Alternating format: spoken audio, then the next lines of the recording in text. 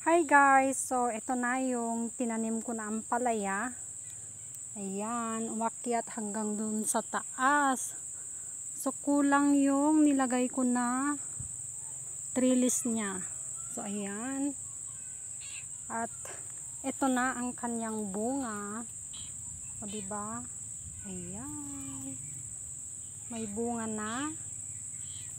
So, ito yung mga bulaklak niya. May mga bulaklak pa.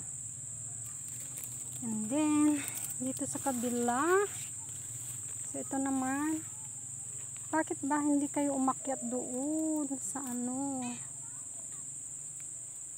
Lipat ko kayo ha? O ilipat ko ikaw ha? Ayan. So, dito ka. Dapat dito. Dito ka gagapang. Ayan, papunta doon sa taas. And then, ikaw din. Ayan. And then, ayan. At may mga bunga na din ito. Ayan, ito o yung bunga o ayan. And then, ito o maliit. May mga bunga ng maliliit. So, ito yung pangalawa. So, tignan ko mamaya yung tanim ni tatay. Kung meron na ring bunga. Ito yung isa. Pero di ko alam kung bakit ganito ang dahon. Dapat, naging kulot-kulot na. So, ito na yung bunga o ayan. Diba may bunga na. Ayan o. Ayan ang bunga. And then, ayan o. Ito o, ayan. And then, ayan. O, may mga nag-start ng namunga. And then, ikaw, pwede ka nang, ayan, gagapang ka na lang dito and then papunta doon. Papunta dyan. So, ayan. So, ang ampalaya pala na ito ay yung maliliit siya. Hindi yung mahahaba na ampalaya ang bunga. Yung maliit lang, yung ganito lang. Ganyan lang. So, ayan.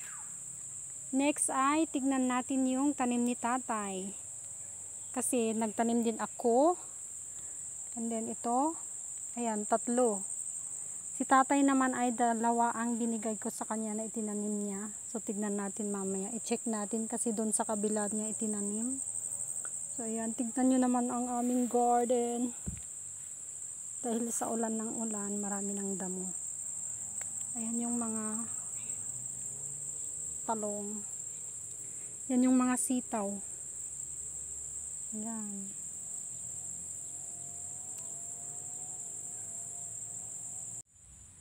At ito na rin yung tanim ni tatay. Ayan. Ayan. So, wala pa akong nakikitang bunga niya. So, tignan natin yung isa. Ayan. Ito yung isa. So, tignan natin kung may bunga.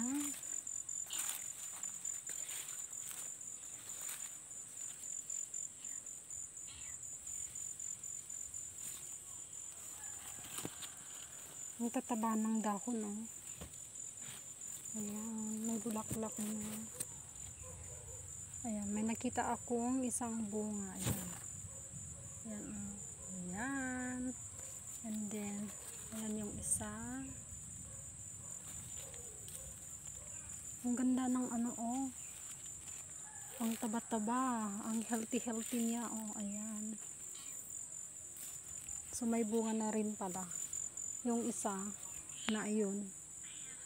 Wala pa. So, ito may bunga na. Ayan.